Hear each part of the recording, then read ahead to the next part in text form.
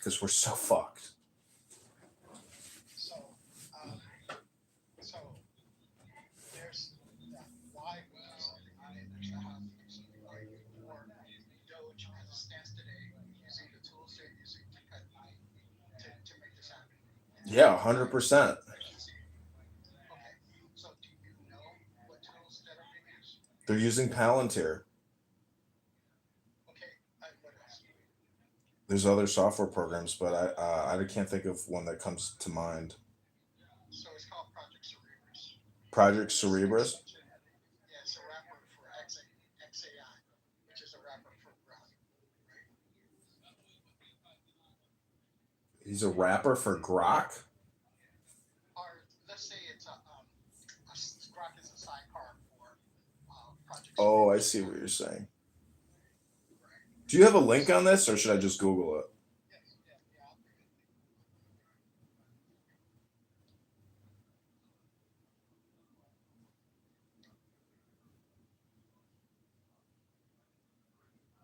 it. Yeah, I mean, I used to work uh, at a major federal agency, and I was touring a building with the head of that agency, and he was pitching Palantir to all the lawyers, and so that means he has a direct relationship with Peter Thiel, and he's literally lobbying internally for Peter Thiel, and it turns out Peter Thiel won.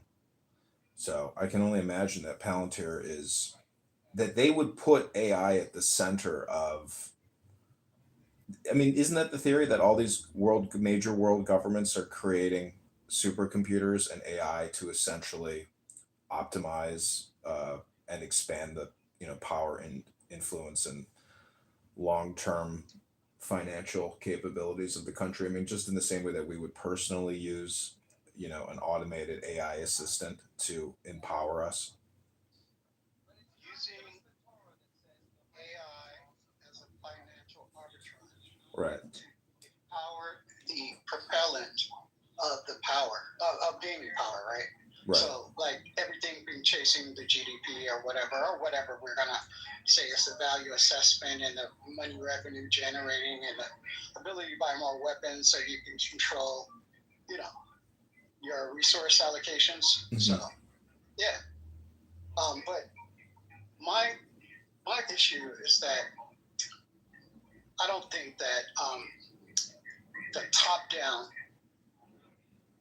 this structure should be in place. I think Doge should be a plugin, and a lot of us thought that Doge was a plugin, but the problem is that Doge itself makes the decisions as well as executes. It does the analysis, right? It does cost benefit analysis. Hmm. Does the hopefully it simulates what happens. I doubt that though. I doubt that the regression models can pinpoint that accurately enough. But ultimately, it does a top-down decision-making process and decides itself what gets cut. And I think that is the problem with the system. You know, in principle, Doge is a good idea to identify bottlenecks, right? And to potentially simulate what those bottleneck tunings will be. But then you need to test those one at a time, and you need to test those independently. That's my thing.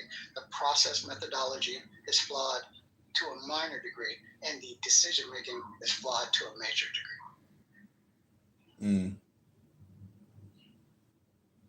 Hmm. I mean, well, what's your financial economic theory in terms of fiat currency and inflation and expanding the money supply, um, you know, immorally or inappropriately for the long term? So, I'm a babe in the woods with it all. So I'll be honest with you, I'm way more fluent and competent and expert on the tech side.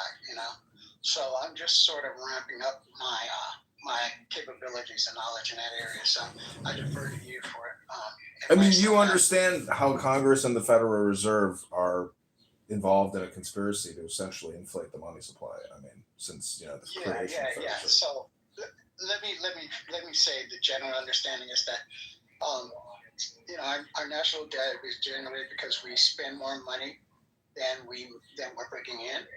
Our trade deficits are because we are